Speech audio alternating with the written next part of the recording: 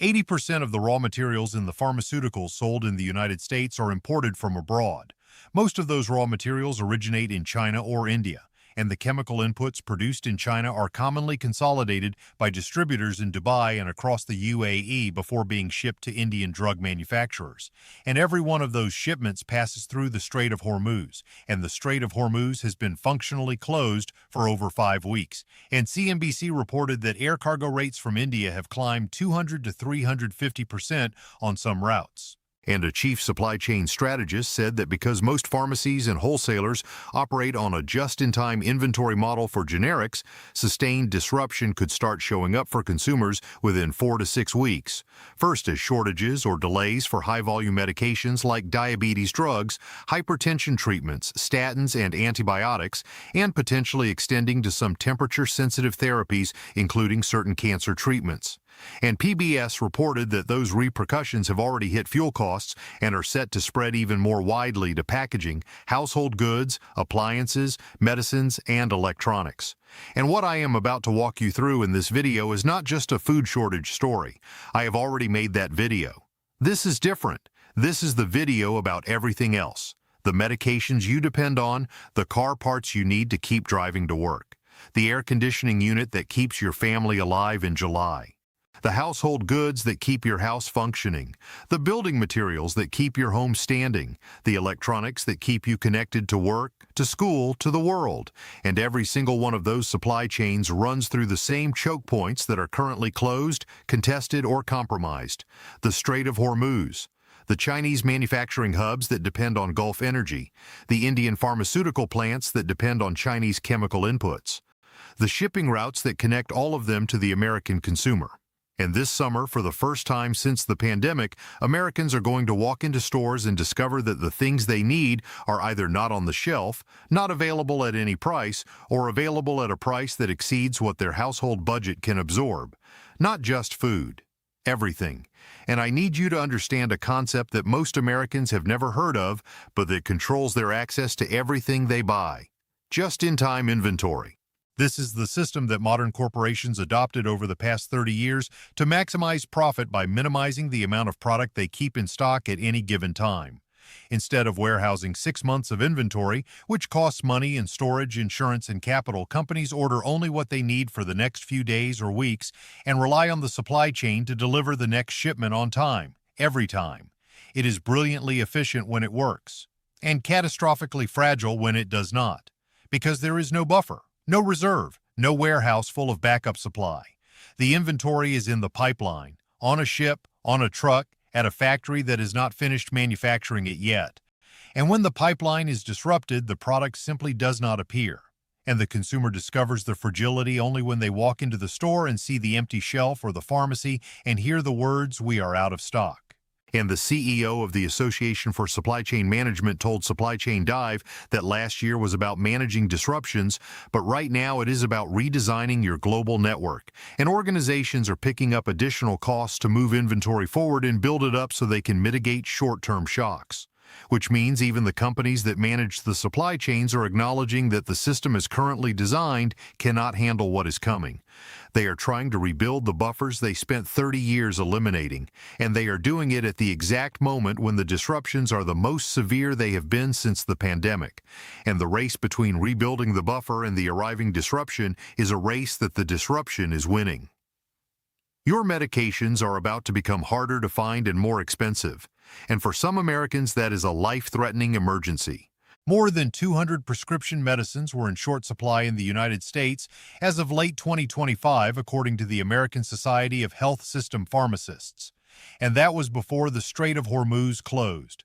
The strait closure has now put the supply of generic medications at direct risk because the pharmaceutical supply chain runs through the exact waterway that is currently blocked. Chemical inputs from China are consolidated in the UAE and shipped to Indian pharmaceutical manufacturers who produce the finished generic drugs that fill 90% of all prescriptions in America. And when the strait is closed, those chemical inputs cannot reach the manufacturers. And when the manufacturers cannot get raw materials, they cannot produce the medications. And when the medications are not produced, they do not appear on the pharmacy shelf. And the supply chain strategist at Infios told CNBC that sustained disruption could manifest as shortages within 4 to 6 weeks for diabetes drugs, hypertension treatments, statins, and antibiotics.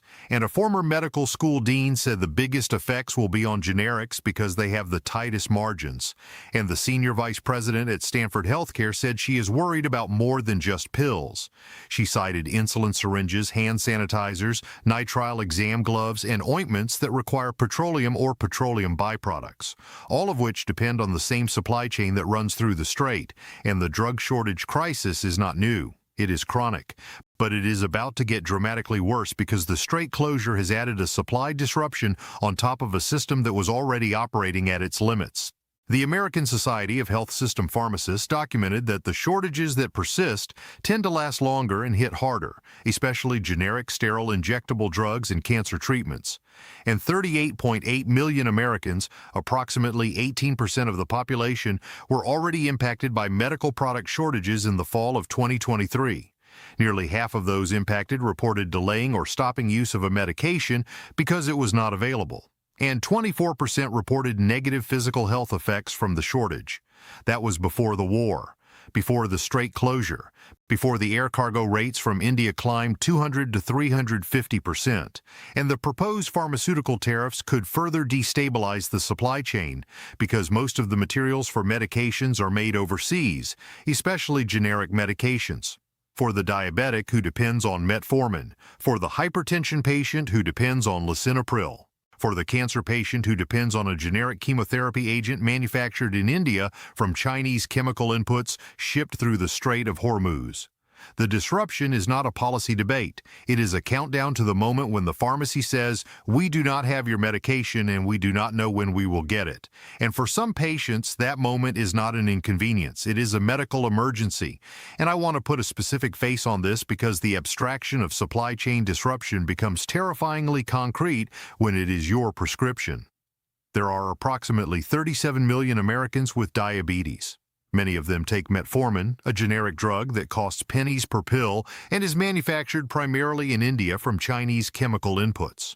If the supply of metformin is disrupted for 6 weeks because the strait closure has interrupted the raw material pipeline, those patients face a choice between rationing their existing supply, switching to an alternative medication that may have different side effects and require dosage adjustment, or going without the drug entirely while their blood sugar becomes unmanaged. Unmanaged diabetes produces kidney damage, nerve damage, vision loss, and cardiovascular events in a matter of weeks, not months. And the 11 million Americans with hypertension who take lisinopril face the same scenario. Uncontrolled blood pressure for 6 weeks can trigger a stroke or a heart attack. These are not theoretical risks. They are the documented medical consequences of medication interruption that every physician understands. And the pharmacies that are supposed to provide these medications operate on the same just-in-time inventory model as every other business. They carry days of supply, not weeks. And when the wholesaler cannot deliver because the manufacturer cannot produce because the raw materials cannot transit the strait, the pharmacy runs out. And the patient is told to try again next week. And next week, the pharmacy is still out. And Vigent projects that drug prices will rise in 2026 even without the strait disruption, driven by the dominance of specialty medications and new approvals and higher than customary price increases for existing products. The shortage makes the expensive drugs even more expensive because scarcity drives prices up. And the patients who cannot find their medication at any price are the ones who end up in the emergency room with the acute crisis that the medication was designed to prevent. The auto parts shortage will keep Americans from getting to work because you cannot drive a car that cannot be repaired. The auto industry is bracing for a tighter market for memory chips as suppliers like Samsung, SK Hynix, and Micron Technology reallocate wafer capacity toward higher-margin AI data center chips.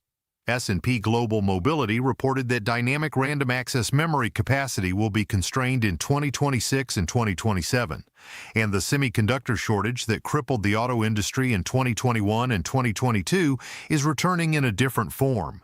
Not a total absence of chips, but a reallocation of chip production toward AI applications that are more profitable for the manufacturers, leaving the automotive sector with less supply. and modern vehicles contain an average of 1,200 to 3,000 semiconductor chips.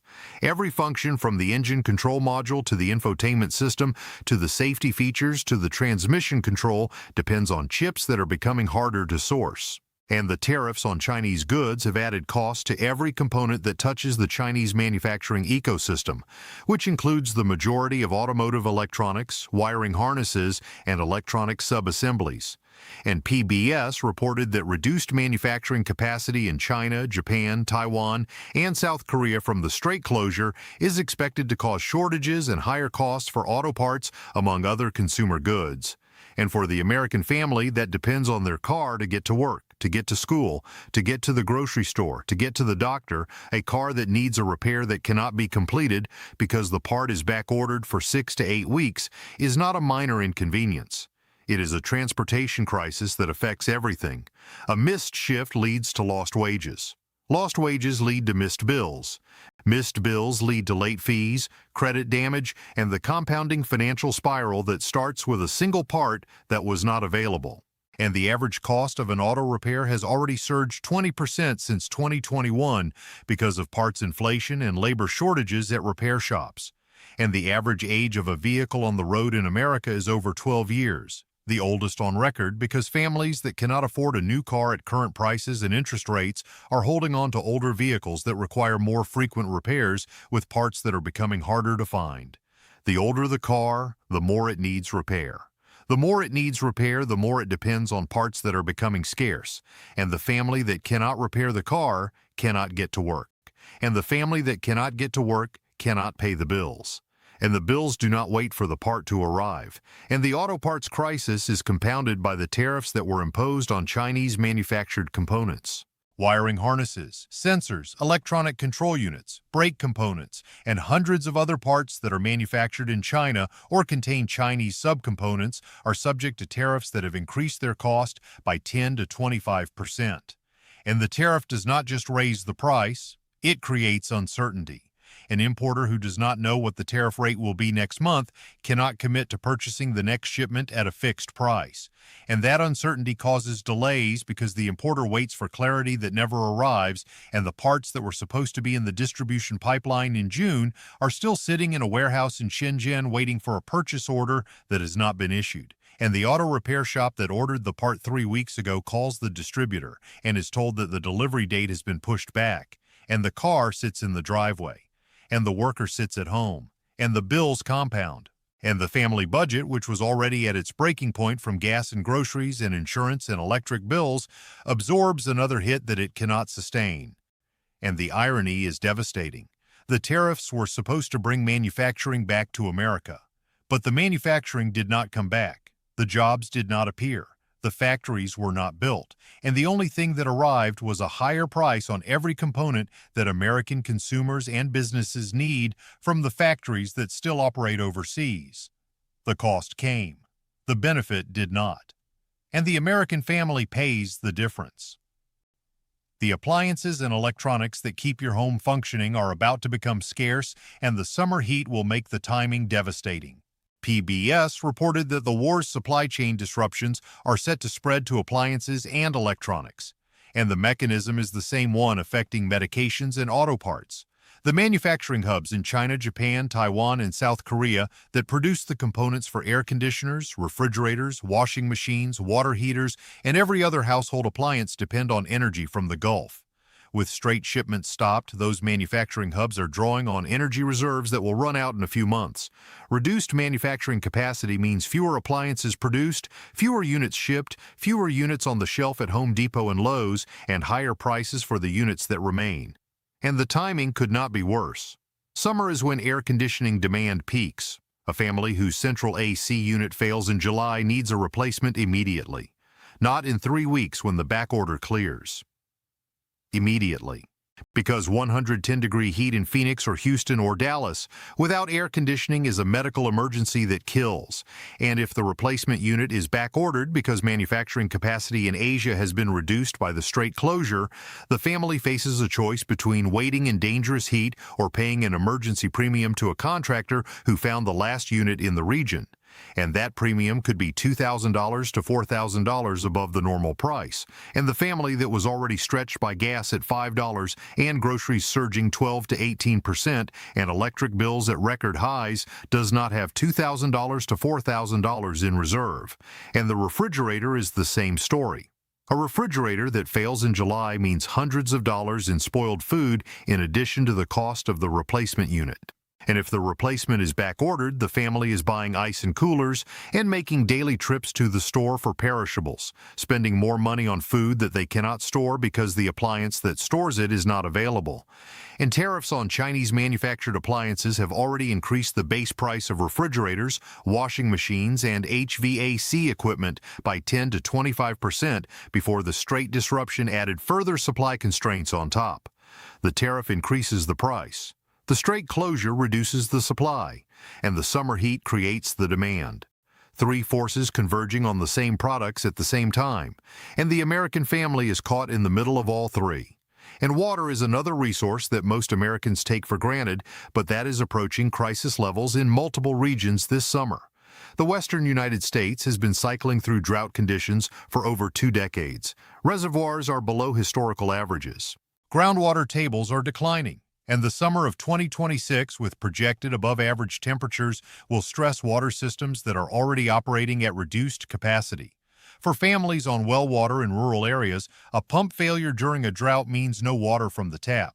And the pump replacement parts run through the same supply chain that is producing shortages in every other category. For families on municipal water, rate increases of 5 to 10% are arriving on top of every other cost increase. And bottled water, the backup that Americans turn to during any disruption, is packaged in petroleum-derived plastic that is subject to both the tariff increase and the petrochemical supply disruption. The bottle that holds the water is becoming harder to produce. The water inside it is becoming more expensive. And the consumer who needs it has less money to spend because every other bill has already consumed their budget. The convergence is relentless. Every product depends on every other product's supply chain, and every supply chain is under stress from the same set of forces. Building materials and home repair supplies are being priced out of reach and tariffed into scarcity at the worst possible time. Tariffs have added $9,200 to $17,500 to the cost of every new home built in America. And those same tariffs apply to the lumber, steel, aluminum, copper, and manufactured components used in home repairs and renovations. A roof replacement that cost $12,000 in 2021 now costs $18,000 to $22,000, depending on the region and the material. And the roofing contractor cannot guarantee the material will be available when the job is scheduled because the supply chain for roofing materials runs through the same tariff-impacted, Strait-disrupted global network that affects everything else. And the summer storm season is approaching. Hurricane season officially begins June 1st. And every major storm that damages roofs, windows, siding, and structural components creates a surge in demand for materials that are already constrained. After Hurricane Helene in 2024, building material prices in affected regions surged 30 to 40% within weeks as demand overwhelmed supply. And the tariffs that existed before the storm meant the baseline prices were already elevated. And the insurance companies that are supposed to cover storm damage are pulling out of high-risk states, leaving homeowners to pay for repairs out of pocket with materials that cost 30% more than they did 3 years ago. And the petrochemical supply chain that produces the plastics, adhesives, sealants, insulation, and synthetic materials used in home construction and repair depends on crude oil and natural gas derivatives that are directly affected by the Strait closure. PVC pipe, spray foam insulation, vinyl siding, roofing membranes, caulk, paint. Every product that contains a petroleum derivative is subject to both the tariff increase and the petrochemical supply disruption simultaneously. And for the homeowner who has a leak in July, who needs to replace a window broken by a storm in August, who needs to repair damage before the fall, the materials may not be available. And if they are, the price will be higher than anything they have budgeted for. And deferred maintenance becomes compounding damage. A roof leak that is not fixed because the materials are back-ordered or unaffordable becomes water damage to the ceiling, the insulation, the drywall, and eventually the framing. A $3,000 repair becomes a $15,000 repair because the $3,000 repair could not be done when it was needed. And the insurance crisis compounds the building materials crisis in a way that creates a perfect trap for the homeowner.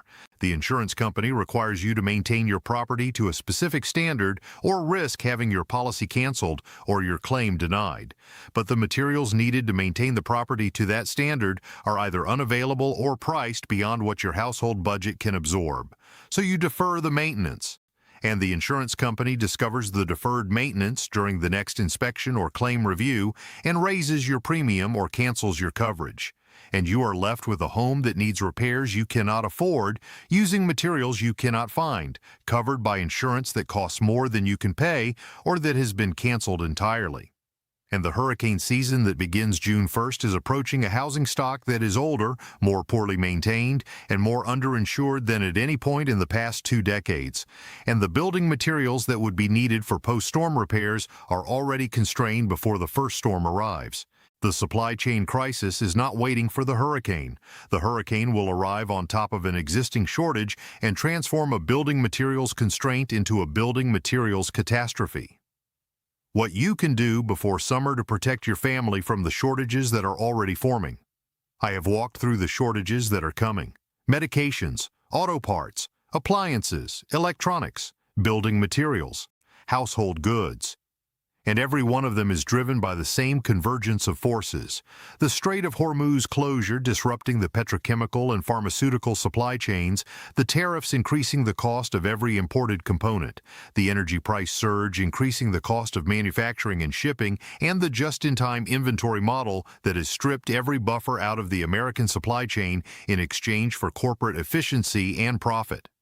And the result is a system that operates perfectly when nothing goes wrong and collapses when anything does. And right now, everything is going wrong simultaneously. So here is what you can do before summer arrives. First, if you take prescription medications, talk to your doctor and your pharmacist now about whether a 90-day supply is available instead of a 30-day supply. Many insurance plans cover 90-day prescriptions through mail-order pharmacies.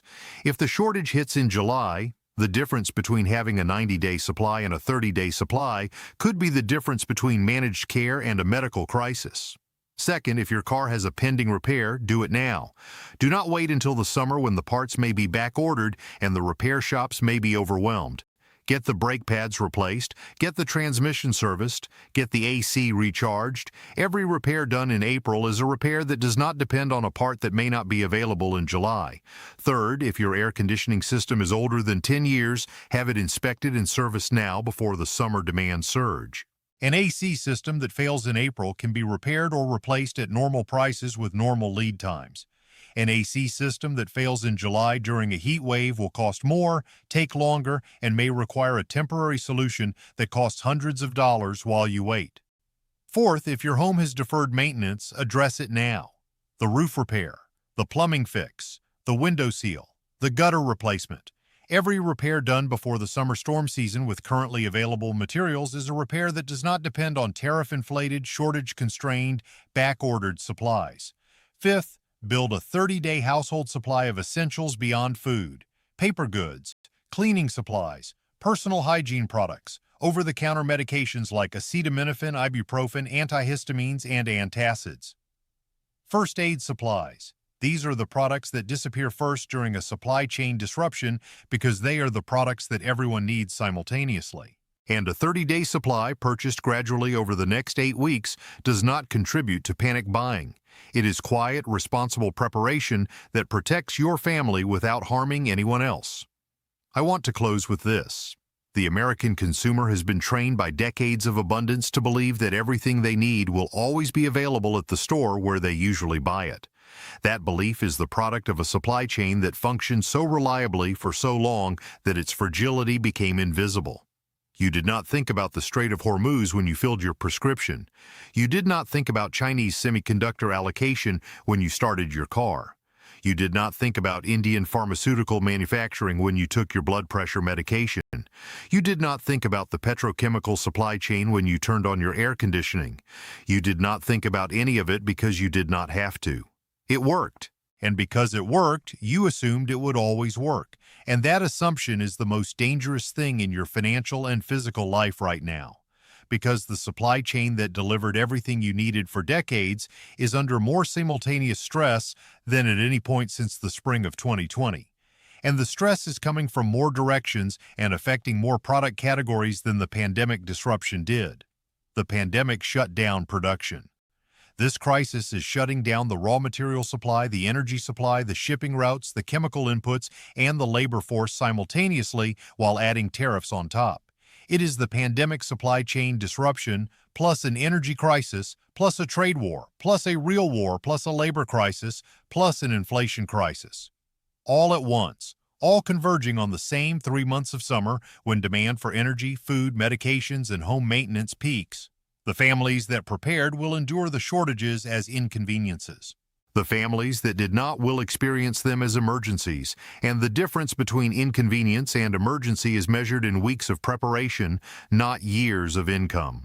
A 90-day prescription supply, a car repair done in April, an AC unit serviced before June, a pantry stocked before September, a household supply built over 8 weeks. These are not expensive preparations. They are not survivalist preparations. They are the preparations that any responsible adult makes when the data shows clearly that the system they depend on is under extraordinary stress. And the data shows that. Clearly, unambiguously. Documented by CNBC, PBS, Supply Chain Dive, the American Society of Health System Pharmacists, S&P Global, Stanford Healthcare, and the supply chain professionals whose job it is to track exactly what I have described in this video. The warning is here. The data is clear. The window is open. Use it. Share this video with every family you know. Because the families that see this warning before the summer will have time to act, and the families that do not will be standing in a pharmacy or a repair shop or a Home Depot asking why the thing they need is not available, and nobody will be able to tell them when it will be. Subscribe and turn on notifications. I am tracking every supply chain indicator across medications, auto parts, appliances, building materials, and household goods in real time. No sponsorship, no product to sell, just the data about what is available, what is disappearing, and what you can do about it. Take care of yourselves out there. Prepare while you can. The summer is coming, and the shelves will tell the story, and the pharmacies will tell the story, and the auto repair shops will tell the story, and the HVAC contractors will tell the story.